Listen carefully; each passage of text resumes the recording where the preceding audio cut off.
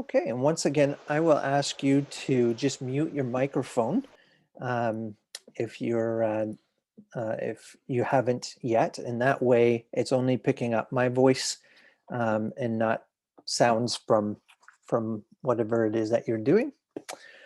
Well, welcome again. We are on chapter 8 of the book of Revelation, and I've really been enjoying this study. I hope you have too. I hope that as we're digging in, that things are becoming clearer, making sense. If you have questions, I just want to remind you, you certainly can ask them here in this format. Just unmute and go ahead and get my attention. Um, if you would rather send an email with your question, that's perfectly all right too, and I will try and include the group in that. So as I said, we're on chapter 8 tonight, and we're going to just dive right in. So in verse 1, John says, when the Lamb broke the seventh seal, there was silence in heaven for about half an hour. So that's pretty straightforward. The Lamb opens the seventh seal, which again is the final seal. And the result is silence for about half an hour. So we have some options when it comes to what the silence is or what it means. For some people, they would see that the seventh seal has no content in and of itself, that rather the sequential trumpets and bowls then are the content for the seventh seal, so that the trumpets and bowls would be the seventh seal effectively. Others see this as God at rest. Think about creation. So he creates heaven and earth in 6 days. On the seventh day, he rests. So this might be part of a pattern. Some see it as a temporary suspension of revelation. So we've just hit the pause button on the visions that are coming to John. Others see this as humanity's end time awestruck silence at God's revealed sovereignty, his sovereign action. So again, we've been looking at the final judgment coming out of chapter 7. So this would be the appropriate moment of hushed, awed silence. Others see this as a dramatic pause, which is meant to simply intensify the trumpet judgments. I'd like to say that this is, in fact, the seventh seal, continuing what was happening with the sixth seal back in chapter 6. The sixth seal introduced us to the beginning of the last judgment, which was portrayed with cosmic fire and cries of terror by the ungodly. Um, Cries of terror because of their imminent judgment, which is contrasted in chapter 7 by the sealing of the saints whose faith is protected. They have received the reward of standing in God's presence forever. And then the time after the final judgment when they have their eternal reward. So that was all pictured in chapter 7, and that compares to the franticness or frenzy of chapter 6 of unbelievers unsealed. So here we have the seventh seal picking up where the sixth seal left off. So again, remember that chapter 7 was a bit of an interlude in terms of what was happening, and chronologically, it actually takes place before the seals are open in order to protect God's people from the woes that come as a result of opening the first six seals. So here we are picking up, continuing the portrayal of final judgment. So if that's right, if that's a good way to read the seals, then this also becomes a further answer to the question that the saints had in chapter 6, requesting for judgment against the persecuting world. So the sixth and seventh seals together then answer the request and they are the climax of the series of seals. In other words, the final judgment is the main point of the seals from chapter 6, verse 1 to chapter 8, verse 1. Think of that as a unit, with that chapter 7 being an interlude. So here in 6 to 8, 1, God shows himself to be just and righteous at the conclusion of history. So again, this is a picture of the final judgment. So knowing this, then, the saints both in heaven and on earth, so the ones gathered under the altar, and those of us who remain here who are also suffering under persecution and asking the question, how long must they suffer for, um, can be comforted by this knowledge or by this vision of God's end time judgment. So now, with the removal of the seventh seal, all of the seals are open. The scroll is open. At chapter 5, verse 2, we said that the opening of the seals signified Christ's initial fulfilling of prophecy, and his revelation clarified the meaning of Old Testament prophecy of redemption and judgment. So Jesus's work fulfills, at least initially, his death, resurrection, and ascension, um, Old Testament prophecy about redemption and judgment. And it also brings clarity to those. So the first 5 seals set in motion the fulfillment of Old Testament and New Testament prophecy that's begun to happen already in Christ's resurrection and ascension. So Christ's death and resurrection have triggered the sealed woes. As a result, he's worthy to open them up and begins to open them. So the last 2 seals, however, have not yet been put into motion, since they refer to the last Assize, Assize, which is just another way to say final judgment. So just in case you ever run across that word, think final judgment, the last climax, you can think. So these 2 will clarify Old Testament and New Testament prophecy that hasn't yet been fulfilled. Although the cross was the beginning of the last judgment, it's carried out against Christ as the substitute, so that his people will be able to stand through the final judgment. So again, the sacrifice on the cross isn't just about sin, or it's a bigger picture than that. Christ is also a substitute.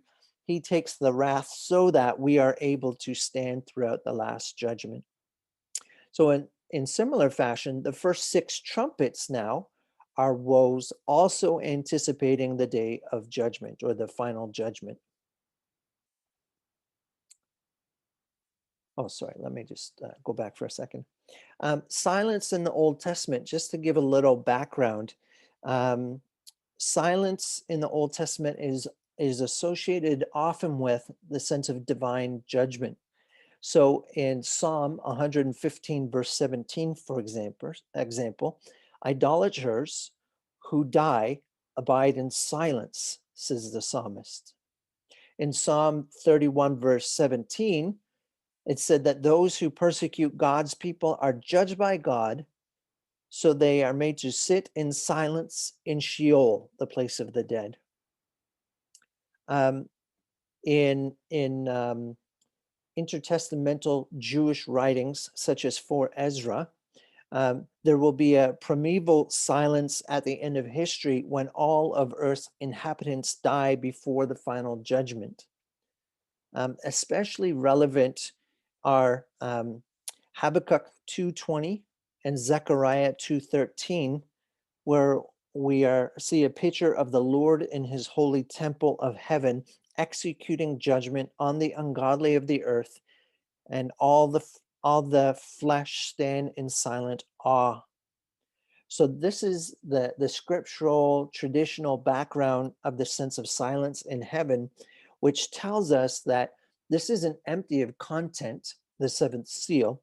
The silence is the content, and that is a symbol or envisions or prefigures God's judgment rather than emptiness.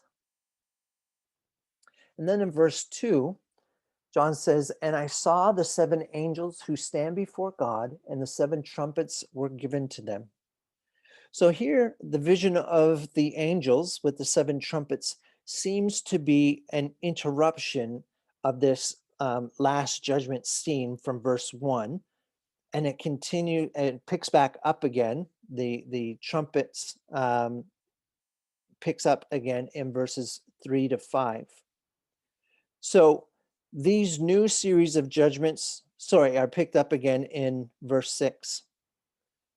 The seven angels may be the seven well-known archangels in Jewish apocalyptic writing.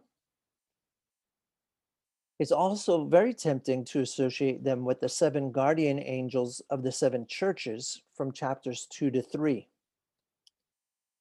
Whatever that is, whoever these angels are, the idea is that angels are the divine agents of God that execute the plagues. These plagues follow both biblical and Jewish tradition, where it's understood that God appointed angels to perform the judgments against the Egyptians in the Exodus.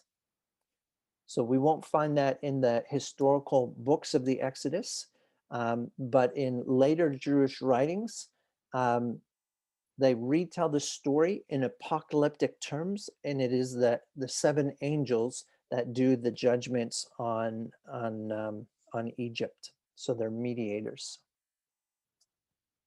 And then in verse 3, verses 3 to 5 is a parenthesis.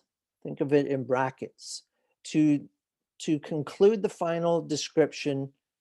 To conclude the description of the final judgment, which started in chapter 6, verses 12 to 17, and then came back again in chapter 8, verse 1. So think of those as a unit: 6, 12 to 17, and 8, verse 1, all talking about the final judgment.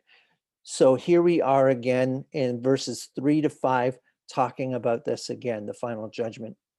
So once more, we have this temple setting. I realized I didn't read the verse, so let me just read it. Another angel came and stood at the altar holding a golden censer, and much incense was given to him so that he might add it to the prayers of all the saints on the golden altar, which was before the throne. So here we have, again, the temple setting.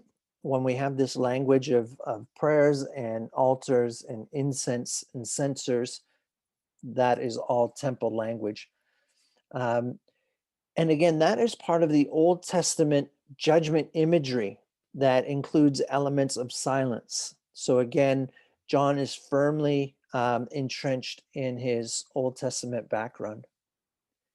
Another angel now appears, and he stands by the heavenly altar.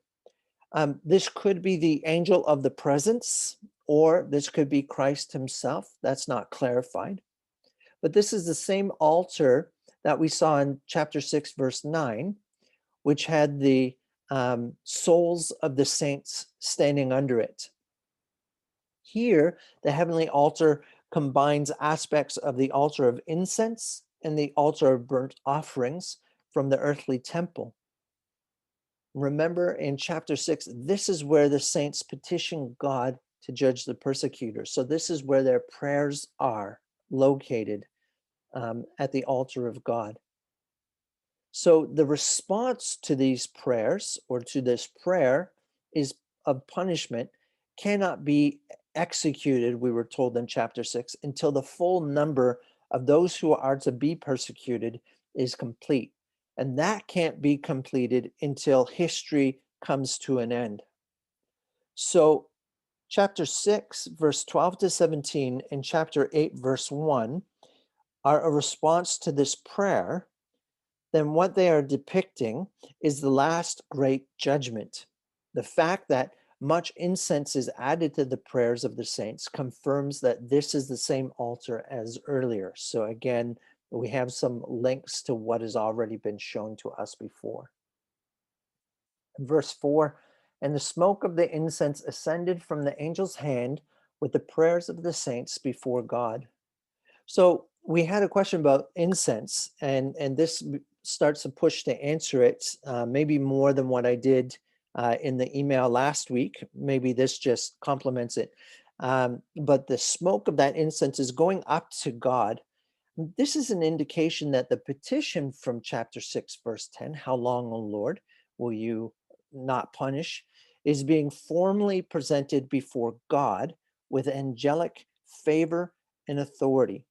So again, the angel before the altar, this smoke of the incense going up, this is all just a symbolic way to say that these prayers, or this prayer for vindication, is being formally presented to God now. The angel represents the saints as he bears their prayers before God's presence. So again, we've seen this continually throughout the book of Revelation, the association between the divine or heavenly being and the earthly people. There's a connection between the two, and that continues here. The angel mediates our prayers for us at one aspect. At another aspect, we saw earlier that we don't need a mediator. We are a kingdom of priests, and we are able to speak to God directly. But here, the point is the angel is an agent of God whose actions indicate a prior divine decision. So again, remember that in the Revelation, in the Apocalypse, angels are divine agents that execute God's wills. So if an angel is bringing the prayers before God of the people, the angel is doing so under God's direction, which already indicates that God is soliciting those prayers, that he's already approved of this prayer for vindication for the people that are suffering persecution. So, this scene of the angel presenting the prayers to God shows that God has already accepted the prayers favorably, even before they're prayed. And again, that's consistent with the saints presenting their own prayers to God that we saw in chapter 6, verse 10. This shows that their direct access as priests to the divine throne. So, the incense going up before God is metaphorical of God accepting prayer. Again, that's rooted in the Old Testament version of the temple's incense. That is God's approval of the prayers. So, both in the Old Testament and the New Testament, incense is associated with sacrifices being added in order to make the sacrifice acceptable to God. That concept of a fragrant odor becomes a metaphor for that which is acceptable to God. So in chapter 8, verses 3 to 5, we have a parallel to Leviticus chapter 16, verses 12 to 13. He shall take a fire pan of coals of fire from upon the altar before the Lord, and 2 handfuls of finely ground sweet incense, and bring it inside the veil. He shall put the incense on the fire before the Lord, so that the cloud of incense may cover the atoning cover that is on the ark of the testimony, otherwise he will die. So, with the saints' prayers in chapter 8, verse 3 to 4, believers that have suffered and even died sacrificially because they have remained faithful to Christ. The prayer that God punished those who have persecuted is acceptable because they have offered their own lives as a sacrifice. So it's their living and even dying sacrifice that is mixed with the incense. So they are the sacrifice. The incense is mixed with that, and it becomes acceptable because of that sacrifice, and the sacrifice is acceptable because of the incense. So it's an interrelated image going on there. Well, then in verse 5, we have, then the angel took the censer and filled it with the fire of the altar. And again, you can see the relationship to Leviticus, and hurled it to the earth. And there were peals of thunder and sounds and flashes of lightning and an earthquake. So in verse 5, we have an unspoken link between verse 4 and verse 5. And that is God's formal acknowledgement of the saints' prayers and God's positive response. So it's not spelled out, it's implicated, but it's not explicit. So then this verse is a divine answer to that petition in chapter 6, verse 10. which means that this verse concerns the last judgment, which is God's answer to their prayer for vindication. In response to the saints' prayer, God sends judgment on the earth, which is executed by the angel. So this is the meaning of the image of the angel filling the censer with fire and casting it on the earth. This is their prayers in action. The result of this casting down is thunders, sounds, lightnings, and quaking.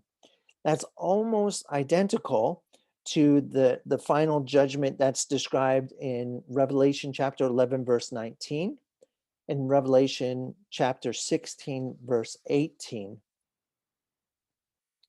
Um, and it also echoes the throne scene in chapter 4, verse 5. So, what we have here is this fourfold chain of cosmic disturbance that comes from the Old Testament, where again it's referring to the last judgment. Particularly, it's drawing on Exodus chapter 19, verse 16 to 19. Only here it has the whole cosmos in mind rather than just on the people of Israel. We also see that in the book of Revelation, this is building as we go. So in chapter 4, verse 5, we have the flashes of lightning, sounds, and peals of thunder, no quaking of the earth because there we're just in the heavenly scene. Now, heaven and earth are linked as the angel casts the incense down onto the earth. And so we have the peals of thunder and sounds and flashes of lightning and an earthquake. In chapter 11, verse 19, we're going to see flashes of lightning and sounds and peals of thunder and an earthquake and a great hailstorm. And then in chapter 16, we're going to have flashes of lightning and sounds and peals of thunder and a great earthquake, hailstones. Hailstone plague was extremely severe. So this it's not just a great hailstorm, it's a super great hailstorm. So there's an intensity that is happening. So we have this formula that John is using in the Revelation that just keeps expanding, and it keeps expanding because that is a linguistic way for him to let us know that these judgments are of an increasing severity. They get bigger and bigger with every series of judgments. So they just keep getting bigger until the vision focuses right down onto the end itself. So we have Exodus chapter 19, verses 16 to 19. So this is Israel in the wilderness, having been delivered from Egypt right before the giving of the law to Moses up on Mount Sinai, which is also bookended by Israel's idolatry with a golden calf and Aaron. So it says, so it came about on the third day when it was morning that there were thunder and lightning flashes and a thick cloud over the mountain and a very loud trumpet sound, one trumpet, so that all the people who were in the camp trembled. And Moses brought the people out of the camp to meet God, and they stood at the foot of the mountain. Now Mount Sinai was all in smoke because the Lord descended upon it in fire, and its smoke ascended like the smoke of a furnace. So again, the ascending smoke. And the entire mountain quaked violently. When the sound of the trumpet, that's the second one, grew louder and louder, Moses spoke, and God answered him with thunder. So again, that regional or national sense of judgment is now being expanded in the book of Revelation.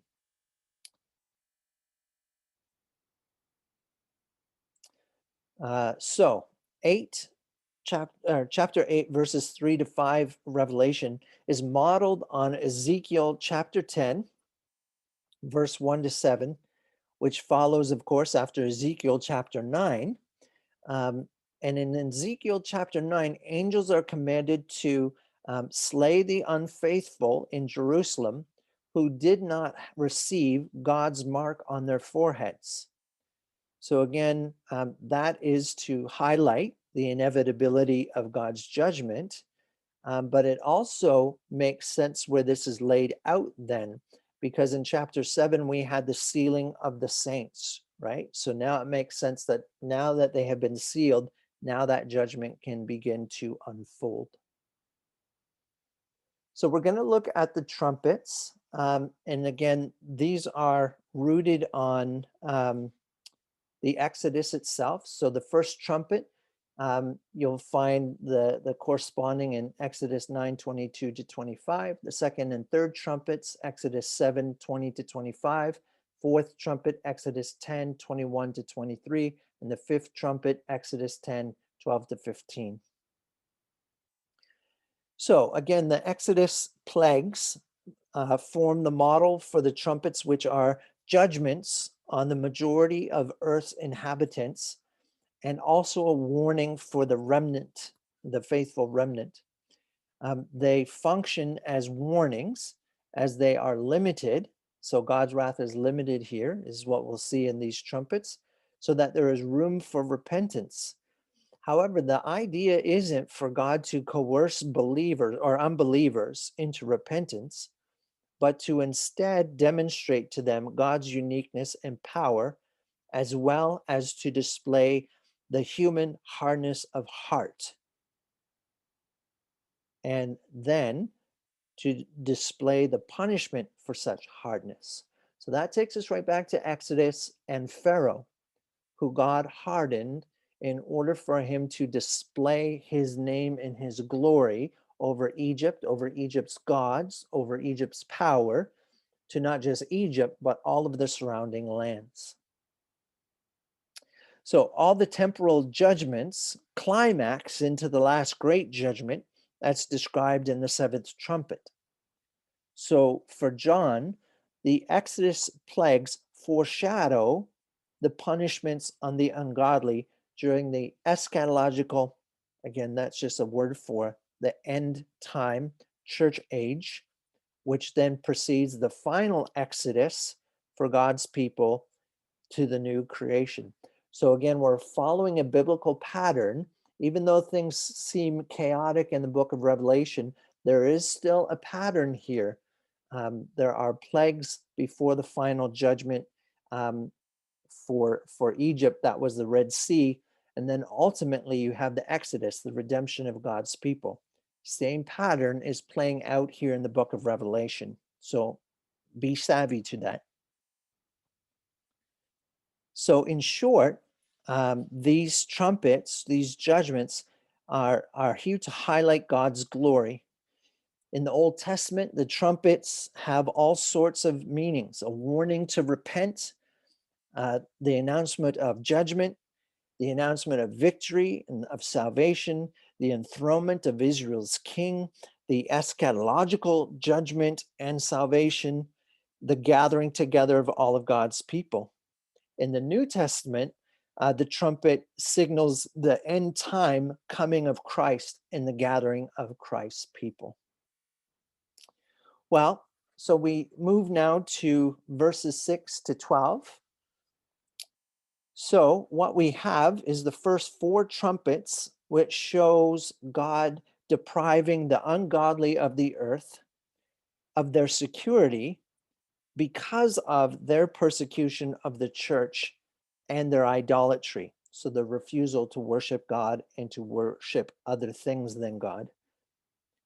This is so that they can understand that they are separated from God. The trumpets show judgment on unbelievers because of their hardened attitude, which demonstrates God's incomparable sovereignty and glory. So again, it indicates his uniqueness or his sovereignty and his glory, because when we give worship to other gods, we are saying those gods are the ultimate reality or the ultimate power.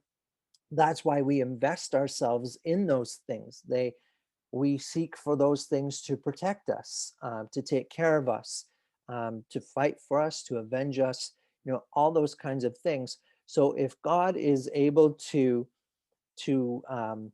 submit those things to him, then he is obviously over those things. So that establishes his greatness, his glory, his power, his wonder. That's the way that works. So again, judgment is to reveal that glory so that nobody in the end can say, oh, I didn't know.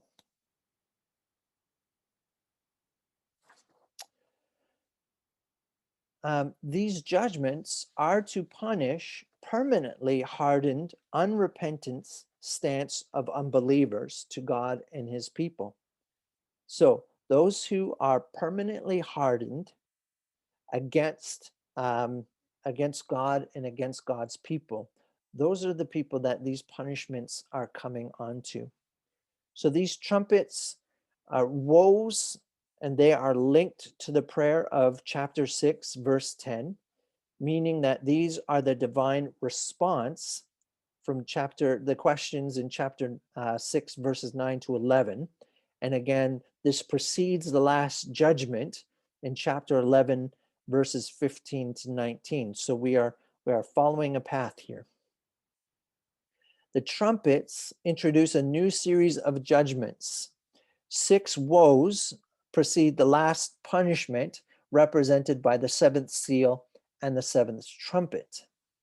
So the trumpets don't follow the 7th seal chronologically, but literarily. It's here in the book, but this is not a chronological sequence. So again, there's parallels in these judgments that are happening, and we'll see that. So if we are determined to read the book only chronologically, we're going to miss the fact that John is telling us the same thing again and again from a slightly different angle of vision, which is going to increase the confusion of the book, as we'll see in a few minutes. So the trumpets are recapitulating, which means summarizing and stating again the seals. But where the first 5 seals focused on trials through which believers had to pass, the first 6 trumpets are focused on judgments that are on unbelievers, both inside and outside of the church, that those unbelievers have to endure. So the trumpets resemble some of the trials that we saw in the seals, but now not to just try God's people, but to punish unbelievers.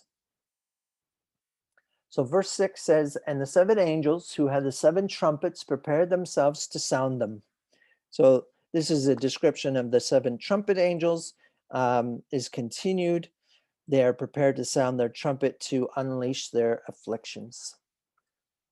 The first sounded, and there was hail and fire mixed with blood, and it was hurled to the earth, and a third of the earth was burned up, and a third of the trees were burned up, and all the green grass was burned up. So there we have an intensification already from the seals, right? Where some of those things were marked off to not be harmed. Now they're harmed, but not completely. So the first angel sounds his trumpet or her trumpet, and first in a new series of judgments are sent forth. We have hail and fire mixed with blood. The effect of the first woe is limited to only a third of the land, a third of the trees. And it says all the green grass, but it may be that the a third may also implicitly applied to the green grass, although it's not explicitly said that way in the Greek. And so that's why it's translated third of the land, third of the trees, and all the green grass. Again, this is patterned after the Egyptian plague of hail and fire that you'll find in Exodus chapter 9, verse 22 to 25. Now, Revelation takes that and it modifies it so that only a third of the land and trees are harmed, and perhaps a third of the green grass. So this is a limited judgment, more limited judgment, because it's only 1/3, but it is universalized because it's all of the earth. So instead of just one nation, Egypt, it's universalized all of the earth. But instead of the whole nation suffering, only 1/3 of the earth is suffering. So that's how it differs. It's both limited and more universal. Um, in in the book of Revelation, it's the fire that does the most harm. In the book of Exodus, it's the hail that does the harm to the produce. The blood may come from the Egyptian plague of the Nile being turned to blood, so that the first plague has an aspect within the first trumpet as well. Now, the woe is not literal fire to burn up part of the earth. Again, remember chapter 1, verse 1 of the book of Revelation. John is communicating by symbols, and fire is used elsewhere throughout this book in a figurative way. So here too. So parts of the earth that are affected are associated with food supplies. This is similar to chapter 6, verse 6, where wheat and barley are scarce, but they're available. In other words, the first trumpet is about famine. This is figuratively referring to the famine that was depicted by the third horseman. So this tribulation is limited to a third, and that comes from Ezekiel chapter 5, verse 2 and verse 12, where Israel is divided into thirds and then judged accordingly. It's also introduced by chapter 4, verse 9 to 17, where the coming judgment will consist of famine. Then we have verses 8 to 9. The second angel sounded, and something like a great mountain burning with fire was hurled into the sea, and a third of the sea became blood, and a third of the creatures which were in the sea and had life died, and a third of the ships were destroyed. So the second trumpet continues the same judgment of the first. Something like a great mountain burning with fire is cast into the sea.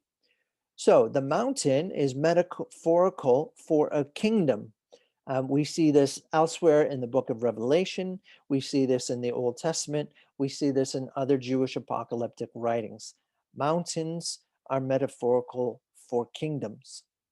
Fire in the book of Revelation is also an image of judgment. So this burning mountain is judgment of an evil kingdom. Compare that to Revelation chapter 18, verse 21, and Jeremiah uh, 51, verse 25. The kingdom will be identified as Babylon, the great city, in Revelation chapters 11 to 18. And it's that great city, Babylon, that holds sway over the evil world system.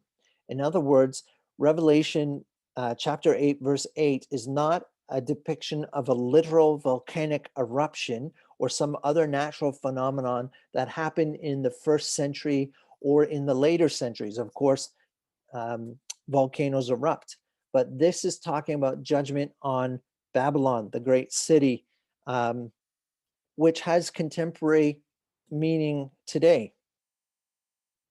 So the second trumpet continues the same kind of woe as the first, but now affecting a third of the sea, a part of the creation that wasn't harmed in the first trumpet. So again, we're referring to the severe famine conditions. Now, seafood is disrupted as well.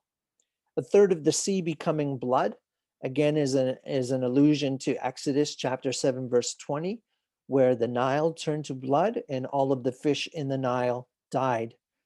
Here, a third of the creatures in the sea die. So this hindrance of the maritime commerce, as a third of the ships are destroyed, anticipates the fuller destruction of chapter 18, verses 11 to 19, where the seafarers mourn, realizing that Babylon's destruction means their own demise. Because they had put their faith in Babylon, when they watch Babylon being destroyed, they know their own destruction is assured too. This may also be implicitly referring to a shortage of water. which follows the effect of the Nile turning to blood. You can't drink that. So verses 10 to 11. The third angel sounded, and a great star fell from heaven, burning like a torch, and it fell on a third of the rivers and on the springs of waters. The star is named Wormwood, and a third of the waters became wormwood, and many people died from the waters because they were made bitter. So the third trumpet continues this famine motif. Now we have foul, undrinkable water. So that sense of undrinkable water that was implicit in the second trumpet is now made explicit in the third trumpet. And again, we have Exodus chapter 7, verses 15 to 24 in the background. And so that's where the language of the rivers and the springs of water comes from. The echo is intensified when we look at Psalm 78, verse 44, where the psalmist talks about turning the rivers to blood and their streams so that they could not drink. So the psalmist is recalling back to the Exodus. So again, we have this fireball thrown from heaven, but now it's this great burning star that's burning like a torch instead of this great mountain. We've seen in the book of Revelation that stars represent angels, which often represent earthly people. And that understanding is carried out through Jewish apocalyptic writings, as well as about the book of Exodus. So other Jewish writings about the book of Exodus. So chapter 8, verse 10 here is portraying judgment that people and the representative angel or angels endure throughout history and comes before their final condemnation at the end of history. That the star is Babylon's representative angel is strengthened in verse 10, which is an allusion to Isaiah chapter 14, verses 12 to 15, where the judgment is on the king of Babylon and on his nation. It's said to occur because its angel, the star of the morning, has fallen from heaven, thrust down to Sheol, to the recesses of the pit. So all of that tells us that our reading of this star being a represented angel of this nation, Babylon, which itself is symbolic for the anti-God world system. The star is called wormwood, and the waters are turned into wormwood, and many die from drinking the water. So this scene is based on Jeremiah chapter 9, verse 15, and chapter 23, verse 15. These texts affirm that God will feed them with wormwood and give them poison water to drink because of their idolatrous Baal worship. Wormwood itself is a bitter herb that contaminates water, and it can be poisonous if drunk over a long period of time. That word is used repeatedly, wormwood, in Jeremiah to symbolize the bitterness of suffering from judgment. So by using it here, John is indicating that the punishment fits the crime. The leaders polluted the nations in Jeremiah's times. Israel's leaders polluted the nation of Israel so that they are now, these leaders are polluted with bad water.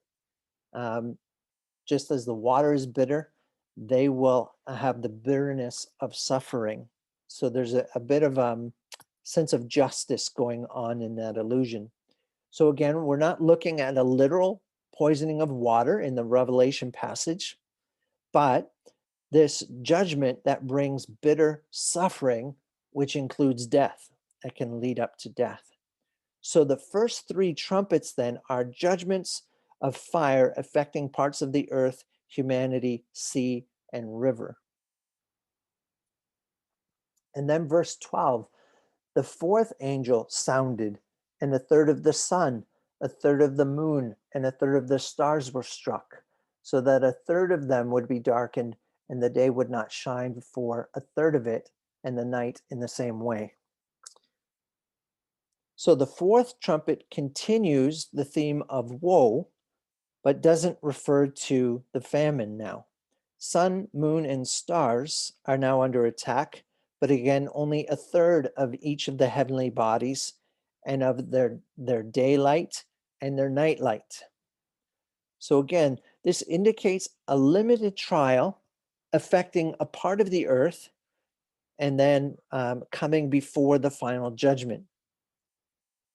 This trial has a likeness to the initial description of the final judgment in chapter 6, verse 12 to 13, where the sun is made black, the moon is covered, and the stars fell to the earth. So again, that's an indication why we can't read this as chronologically sequenced. These things are going to happen chronologically because we've already seen the snuffing of the sun, moon, and stars. So now we have them affected, a third of them affected, doesn't make much sense.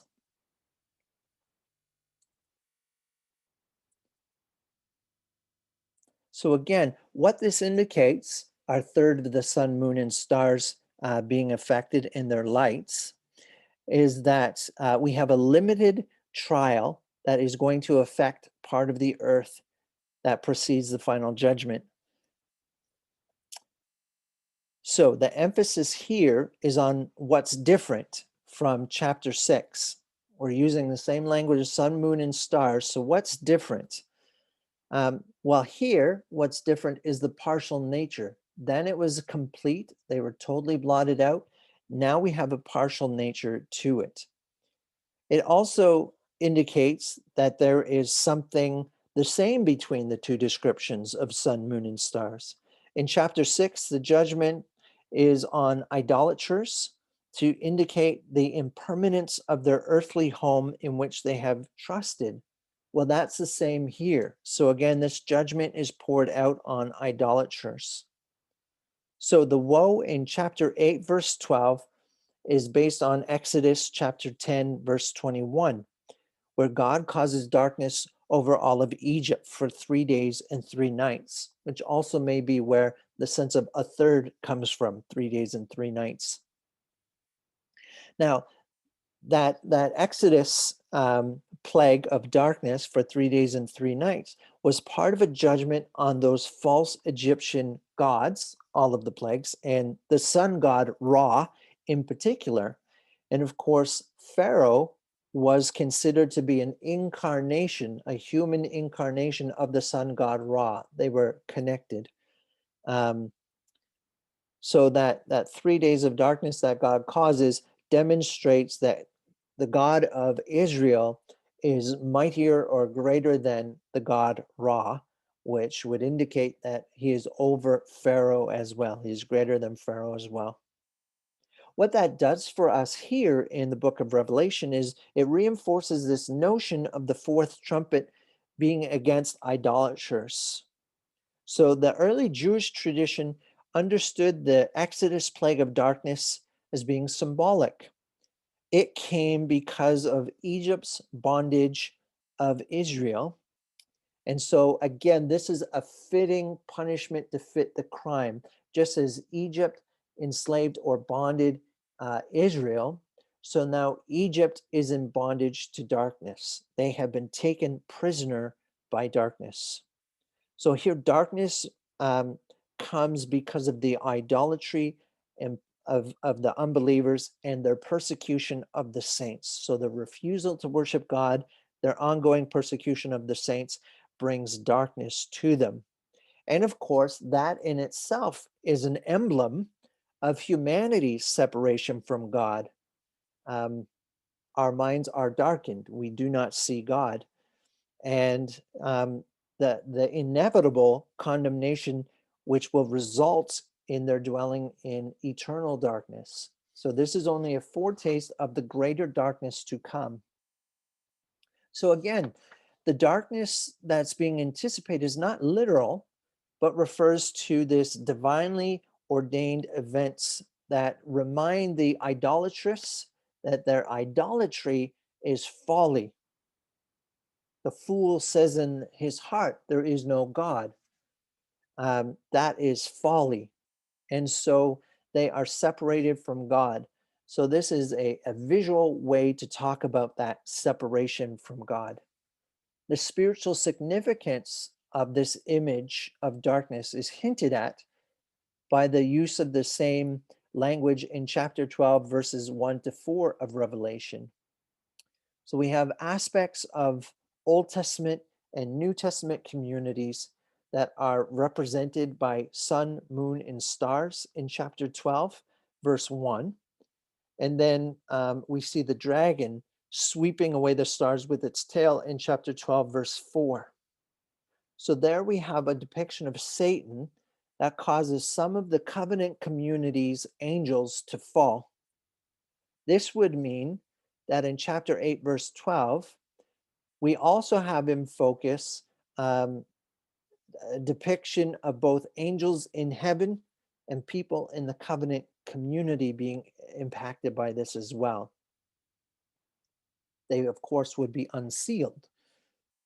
However, the ungodly persecutors that are outside of the church are primarily what's in mind here.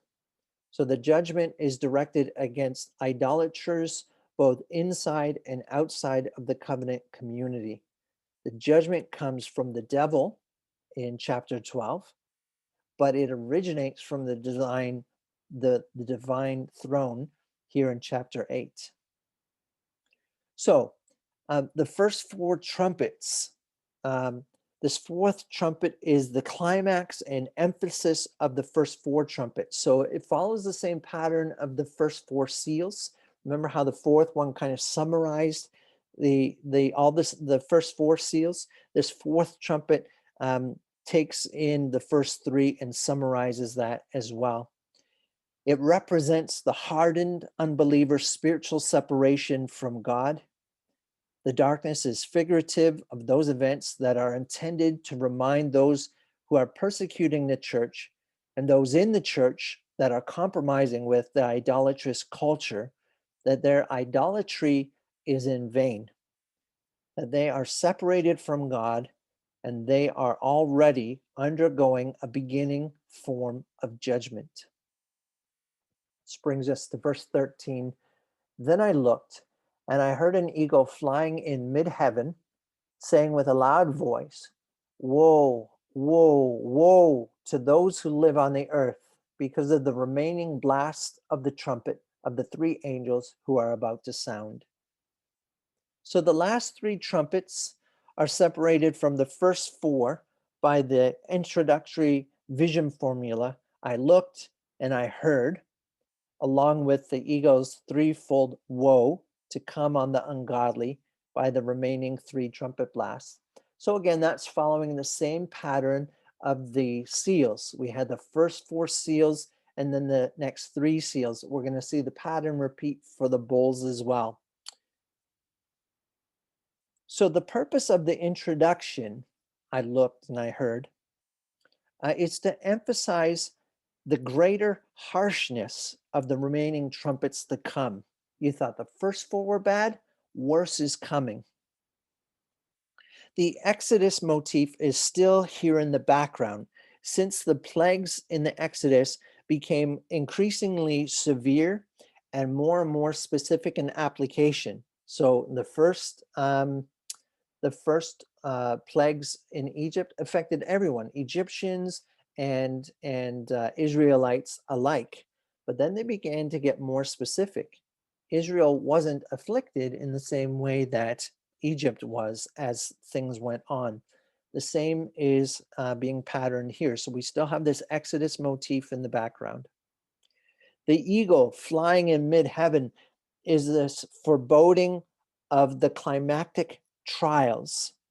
Flying in mid-heaven elsewhere in the book of Revelation refers to creatures whose appearance anticipates judgment at Christ's second coming. So here as well. This is a metaphoric position. This mid-heaven is a metaphor. And what that does is allow this eagle to address all the people who dwell on the earth at one time. So the Old Testament announcements of coming judgment include these eagles as a metaphor for destruction. Check out Hosea chapter 8, verse 1 and Jeremiah chapter 4, verse 13. So the picture of the eagle is one of the eagle hovering over its prey. The eagle is a predator. It's a strong bird of prey. And so it in itself indicates a picture of judgment. So the prey in this is the unbelieving dwellers of the earth. The eagle is announcing the coming destruction of the sinful prey, the people of the earth, the unbelievers. So that, my friends, is chapter 8. Just going to stop screen sharing for a second so that we can talk if anybody has questions.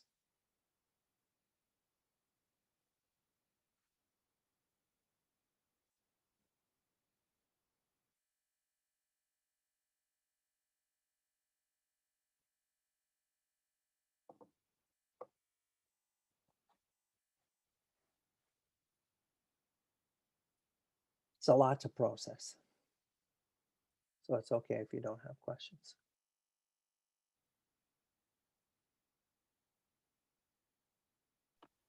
Rose has a question. Yes, Rose. It's not a very important question, but I was curious. In verses 3 and 5, do you think the angel could be flying to two different altars? Like an altar of, where the altar outside the temple where the sacrifice was, and then the altar of incense? Could the angel be flying, from where the fire is, where the sacrifice is outside the temple, that altar, then the altar, or is it the same altar? So it sounds like it's two different altars.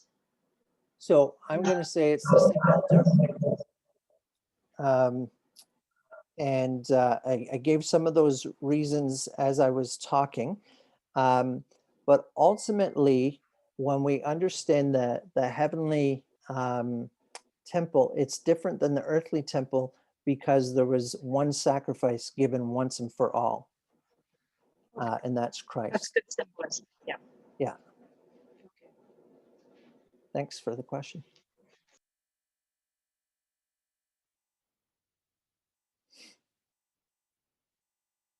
Although I should say I wouldn't have a problem if it was two altars. But again, the descriptions, the language, it sounds like the same altar that we had already encountered. So we would need kind of more of a reason to conclude that there is a second altar. Hello, Ben. I hope you haven't been waiting this whole time and I just let you in now.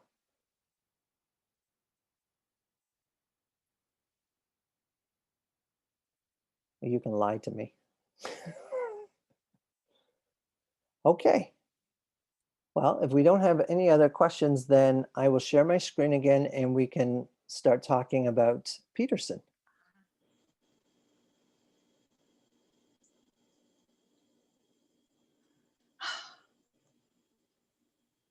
Oh, Carol, did you have a question?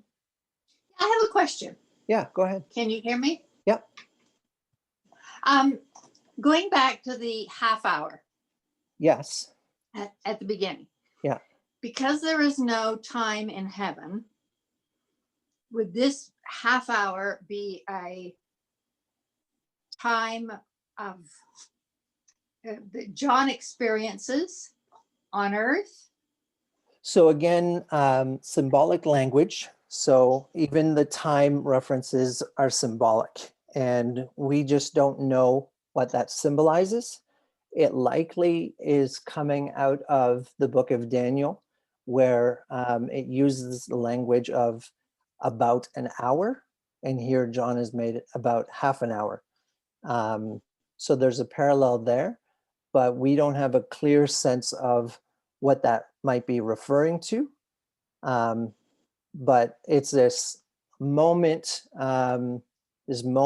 before that final judgment is occurring. So again, that's the way I would understand it, not trying to figure out specifically a chronological time sequence, but rather to understand that we have these series of trials or judgments leading up to that come before the final judgment, which that is chapter 8, verse 1 is picturing.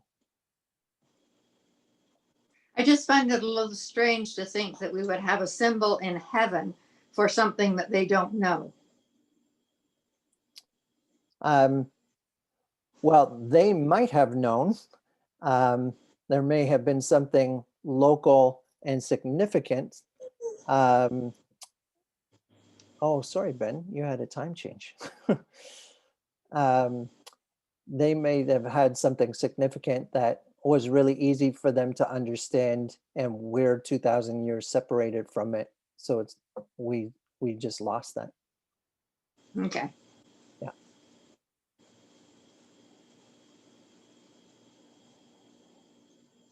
Oh, I apologize. Ben had a time change that we didn't in Saskatchewan. Sorry, Ben. But you're here for the discussion questions. Any other questions before I go to the Peterson questions? Rose has a question about the moon. Okay, yeah. I think the moon, to me, the moon is like this dead, dark sphere, like it's like dark anyways, Okay. you know? And it gets darkened, but I mean, the only light it has is from the sun anyway, right? Well, that's And then our when it's a little, modern it's kind of scientific that, understanding of the moon. That wouldn't have been their understanding of the moon. okay. Okay, But what did you have a point? Like, because it's just a little sliver. what were you trying Oh, I was to gonna say say, by saying that? What was your? I was gonna say, like, you know, it starts off, the new moon is a teeny little sliver, like a little, you know, a little sliver of the moon. Yes. And even that light is from the sun. Okay. So, but what are you trying to tell us by saying that? Well, they're saying the moon is going to be darkened, the sun, and it mentioned the moon as well will be Yeah. darkened. Yeah. I guess that's because the sun is darkened. Because the Well- moon has no light. Well, again, But he said you wouldn't have known that. But Yeah. you say they wouldn't have known that they anyway. wouldn't have known that. And again, this is symbolic language. So we're not looking for an actual extinguishing of the sun or the moon. That is to tell us something that indicates judgment. Okay. Okay. Great. Okay. All right. I'm going to share my screen.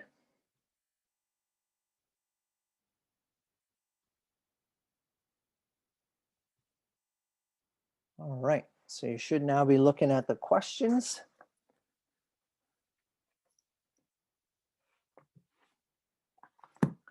So Peterson points out our resistance to St. John's images and the methodology of apocalyptic visions. So I just raised the question for me, if that is humanity's default position, we like things laid out nice and clear, why on earth did God choose to communicate in this way with us?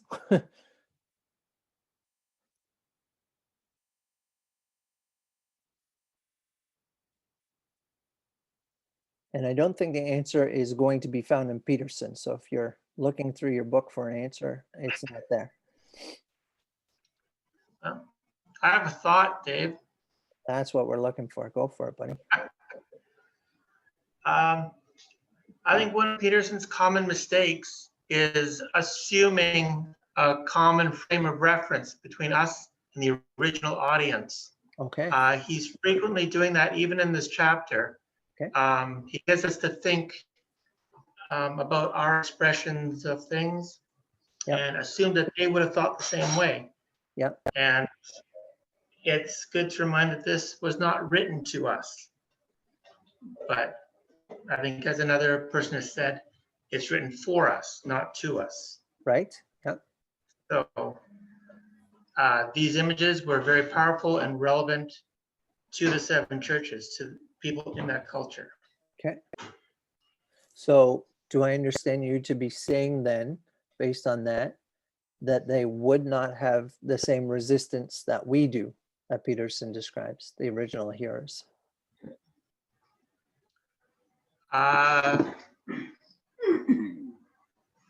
Not this, no, I don't think they would have had a resistance. It's kind of like the power of a parable. It's a spoken word Mhm. that can never have the same impact on us because it's a written word to us. Okay. And even just looking at church history, it didn't take long before the meaning of this letter became cloudy. Mhm. So I think we've kind of lost our ability to comment on it. Okay. So we tend to interpret it through our own experience. Okay.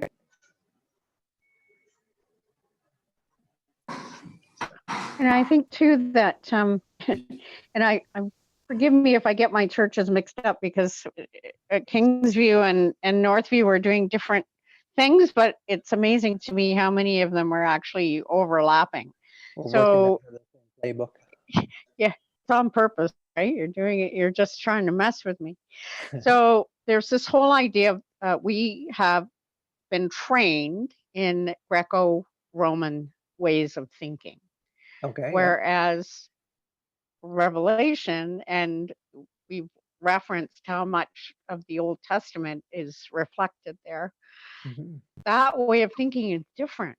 Mhm. I don't know what it's called, but it's different.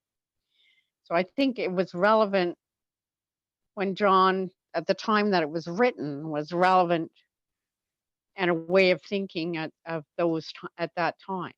Would Okay. that be correct? Yeah, and I think you're effectively saying the same thing that David Hay just said. Mm-hmm. Yeah.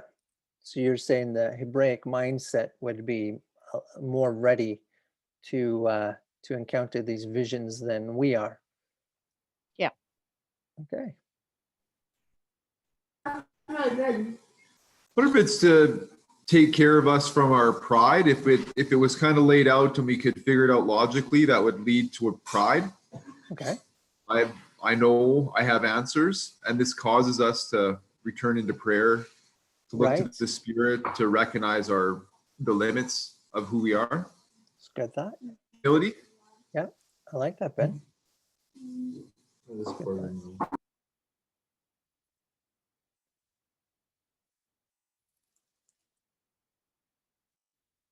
Any final thoughts on that, or should we move on to our next question?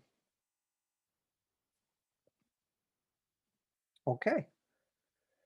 So I've asked you, what do you think and how do you feel when you realize that God does not seek to alleviate our sorrow, but intensifies it? How does this form our own response to others? Do you know what I was referring to there when I asked that question?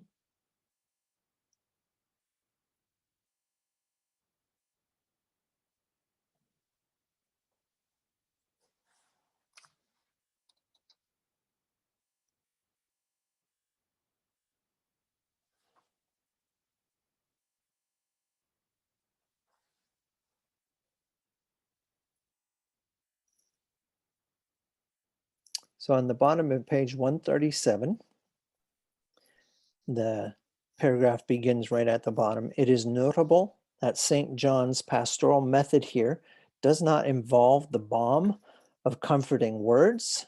He doesn't smooth things over, reminding us that it could be much worse.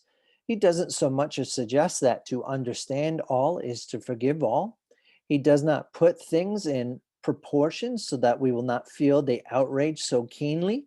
On the contrary, he intensifies whatever sense of injustice we already have in answer to the cry, how long? Martyred souls are told to wait a little longer until the number of their fellow servants and their brethren should be complete, who were to be killed as they themselves had been.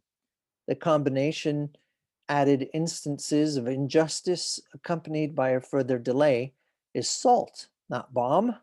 But surely this has gone on long enough. Surely, after all these centuries, it is time to call a halt to the whole rotten business. Call the perpetrators of these cruelties on the carpet and wipe the condescending smiles off their faces with a once for all judgment.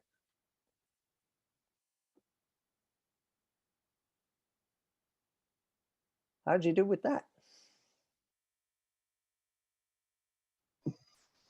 I think it's easy to get bogged down in the longer section of Revelation, which is a protracted section of judgment after judgment after judgment, full of destruction and suffering. Uh-huh. But if you go back to the word given to the seven churches, it's not like that. It's to them who overcome, I will give. Be faithful and I will give. It begins with a picture of a powerful overcoming Christ who then promises that to his people Mhm. and then says, now strap in because it's going to get rough. It's an honest word. It's not a comforting word, but it's like Jesus saying, I tell you these things beforehand so that when it does come upon you, you won't lose heart. Well, that's So- good. So you've described Mhm. what's happening there. You've added to Peterson's paragraph, but I'm asking what you think about that and how it makes you feel.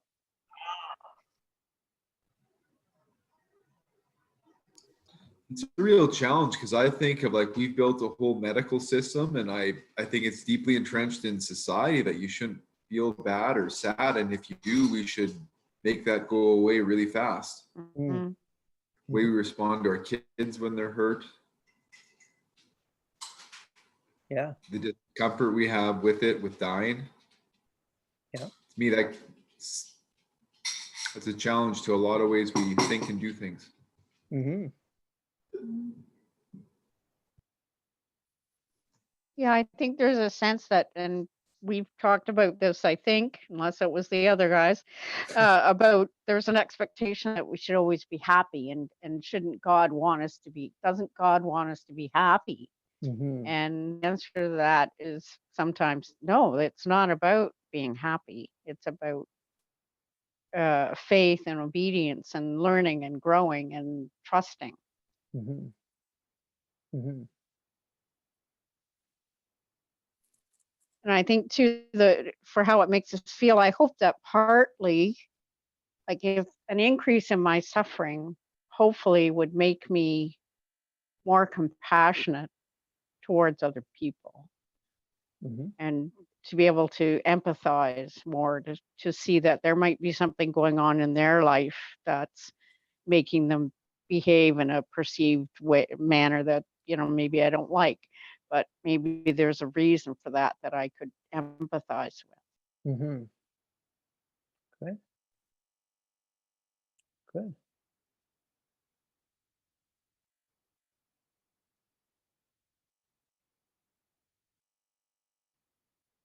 Well, question 3, how is worship an answer to our patience in suffering?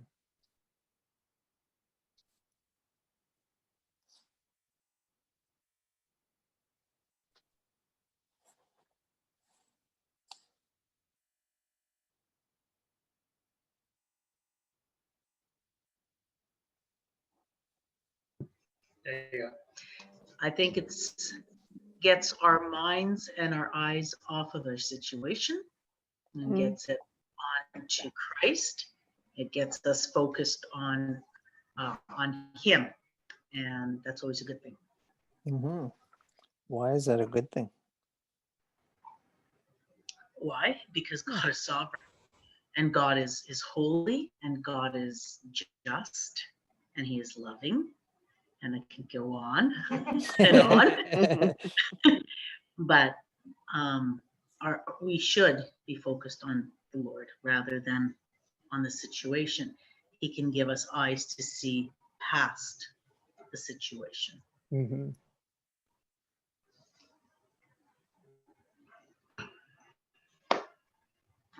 Others? That's Anybody else have a thought on that? Well, I can give the other side to that one. Sure. Because, Of course he well, she's the singer thing. I'm the book thing. I tend to think it's more of a call to start fulfilling your human vocation and basically get to the work that you've been called to do. And that's that priestly role of humanity, Mm-hmm. which is worship. Mm-hmm. So start functioning right, and God will be, I guess, I don't know. more present, more real. You'll be in sync, if you will. Mm. See, she shakes her head. Yeah. Well, I think he's real regardless, and so Yeah. you can't make God more anything. He is. No, but to the disobedient, he's one thing. To the faithful, he's another. To the shrewd, I will show myself shrewd.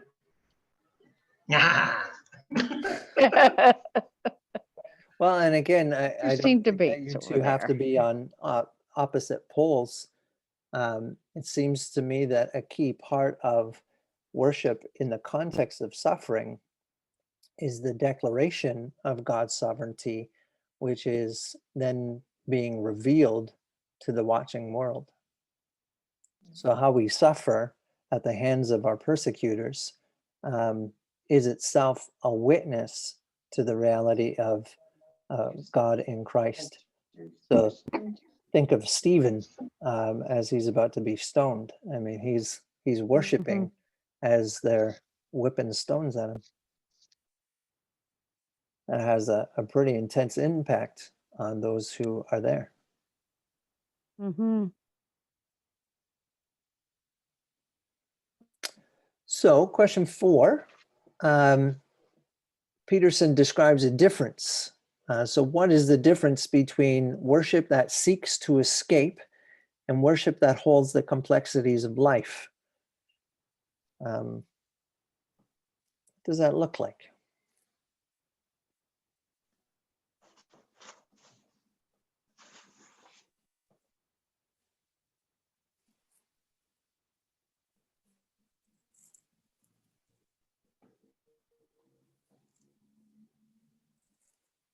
It reminds me of what I think is the explanation or contributing explanation to what's going on in the United States right now, where you have 1.5 million people who would rather believe something that isn't true, even though they know it's not true, to still believe it because it makes them feel better than to face the reality of what's going on. So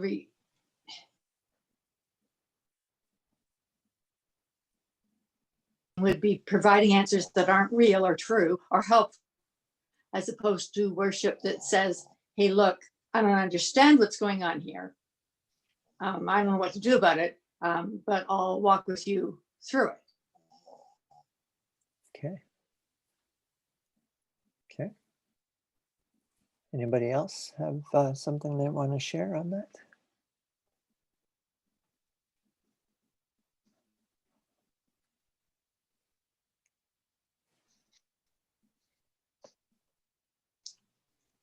All right.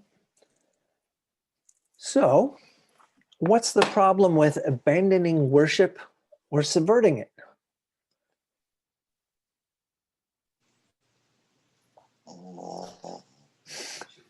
Worship is what we were created for.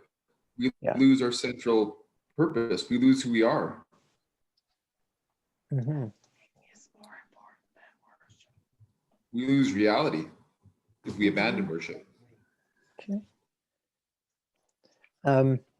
So of course, with those two categories, I'm kind of using those as shorthand. So he describes this frustration that we can get with the uselessness of worship, worship that doesn't accomplish justice, and so we need to just put that aside. We just need to go and do the work that just needs to get done to establish justice in the here and now. So that's one side of the shorthand, and then subverting it. This worship is just not doing it for anybody. We got to jazz this thing up. I mean, let's get the fog machines, the laser lights, the disco ball, and have Jesus, disco Jesus lower from the ceiling, so that people will actually, want to come and do something. We begin to sell worship. It becomes entertainment. So what's the problem with those two things? And I'm not saying that you're think- wrong, Ben. Go ahead, Carly.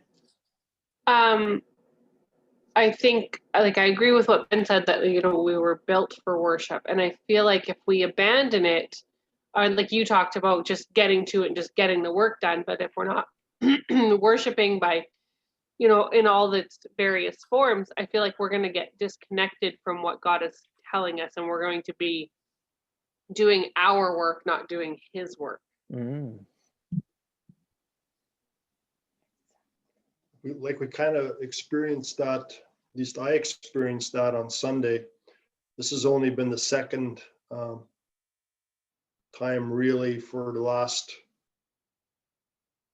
7 months where we've been able to gather to worship corporately. And the corporate worship allowed me to connect with God, but the people that were in the room were all examples. The connection of seeing children, the connection of seeing a raised hand, the music that was vibrating in the room. Those were all powerful elements of worship. Mm. And I craved that, I missed that. And when we don't worship it with that intensity or with that desire, we're just missing a connection with God. And the connection was lost in the body. Mm. And so to abandon worship and to embrace the glitz and the entertainment of like a party scene, saying, well, that's worship. No, that's not worship. Worship is something that's really divine and special. And yeah, we when you don't worship, there's something that's just missing, and that's a connection with people and a connection with God. Yeah, I think if we don't worship, we've lost our understanding of who God is. Mhm. And he has to be the center of our lives to be genuine in what we say we believe. And out of that, worship is going to happen. If we really are grasping who God is in our lives, then worship needs to happen and will happen. Mhm. The way I see it, worship is commanded. It's a commandment that we must worship the Lord. We offer our praises, but worship is non-negotiable. The Lord is holy. We are commanded to worship. Every knee will bow. Every tongue will confess Jesus is Lord. And so when you abandon worship, you are not doing what is commanded. When you subvert it, when you make it all about you, when you make it all about the experience rather than the Lord, once again, you are in disobedience. It takes away the focus, once again, on God as centrality. Mhm.